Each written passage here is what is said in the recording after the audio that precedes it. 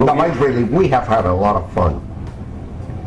And it was to have fun, make money, and grow. And grow. Yeah. That was our motor. Yeah. And we had a lot of fun through the years, you know. Yeah, and you know, I think George and I have always enjoyed what the people we've worked with, and you know, it's just having fun is just part of life, and to not have fun makes it like some of the other engineering firms we used to hear about. So we made a statement when we very first got started that one of the things we were going to do is have fun. Of course, everybody would say you want to make money because that's just what you say. We had no clue that how we were going to grow when we first started, but we did, and we grew really fast and took the dive, and then continued to grow very slowly after that, but maintained a growth all the way through. And then when it came time for us to talk about ownership transfer, we spent a lot of time talking about what we really wanted to see happen. Yeah. And we knew that in our hearts we did not want to sell to another firm, but there wasn't a lot of choices at the time of what to do.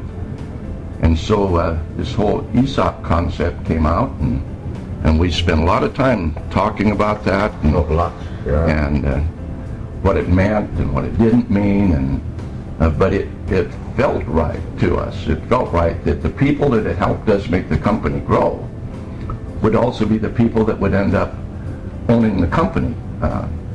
And so back in the early 90s, we spent a lot of time talking about that, and it eventually decided that's what we wanted to do because it felt right to us. And it let George work for a few more years. But we have, over the years, we've had a lot of fun, and it's you can tell by George's laugh that we've had a lot of fun over the years.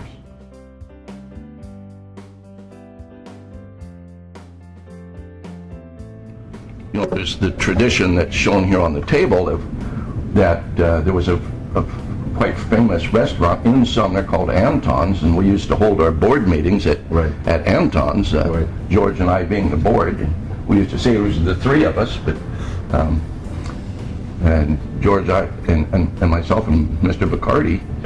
So, but you know, those were the days when that's how you could carry on the business and how you got things done and how our board meetings were. And when we went into the ESOP process, then we had to change how we had our governance, and by 1997 we had to expand the board, and that's why the board has expanded. And you know, then when Jerry took over, it became, the board actually grew from there. And you know, I can say we're really happy with you know, some of the things that happened under Jerry's tenure. You know, all the things of putting forth in words the company values that we had never really put down, and then working on those.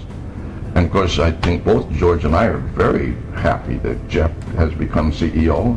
Oh, yeah. So this whole process has been very, very good for us, and we're very happy. And you know, I don't know what else we can say. Yeah, right. And it actually surpasses the expectation that I could have had 4 years ago, because I never could have those expectations. Like, to me, it's unbelievable to see what Parametrix is today. You know? Being able to sit here and talk about Parametrix still is just really a pleasure. Even though I have to do it with George.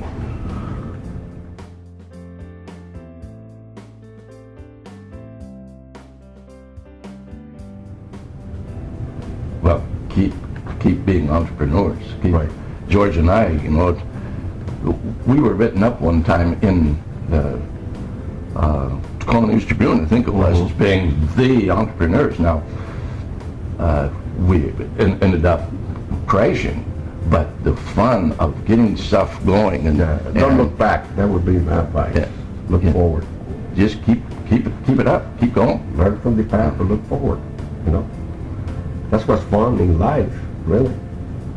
I have I'm going to embarrass George here a little bit, but for a guy that came from Cuba with $150 in his pocket, and that's all he had, and could do what he's done, man, that's pretty amazing.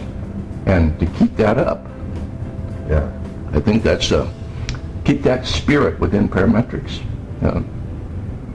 Damn, you made me cry. How come you did that?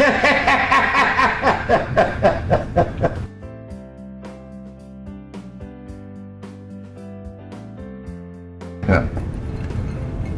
Salud. Salud.